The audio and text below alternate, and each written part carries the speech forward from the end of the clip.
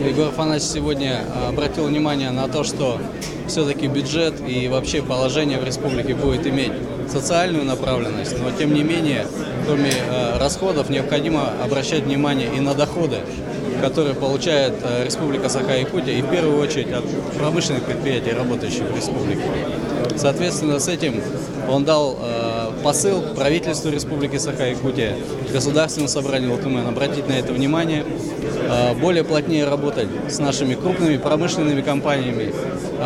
Рассказал о том, что не так давно, буквально в начале первых числах ноября, он провел встречу с крупными предприятиями, и это только начало крупных встреч, которые будут проводиться с компаниями-недропользователями, крупными гигантами в рамках Российской Федерации, международными компаниями, можно сказать.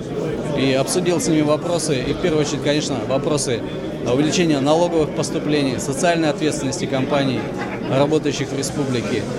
У нас все крупные компании практически имеют соглашение о социально-экономическом развитии, участии в социально-экономическом развитии Республики Саха-Якутия. И, конечно, эти все вопросы обсуждались на этих встречах.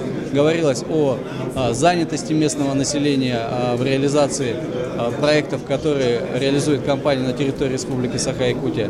Говорилось о привлечении местных компаний в эти проекты. Говорилось о том, что компании должны нести в том числе социальную нагрузку. И, конечно, этот посыл он сегодня дал и правительству Республики Саха-Якутия, Государственному собранию ЛТМН, а также обратил внимание, что помимо крупных компаний необходимо работать по созданию перерабатывающего производства на территории Республики Саха-Якутия, местного производства, под брендом «Сделано в Якутии». Но я думаю, что все поставленные задачи главы Республики Саха-Якутия будут в ближайшее время, конечно, выполняться. Осуществимо все это. Будем работать.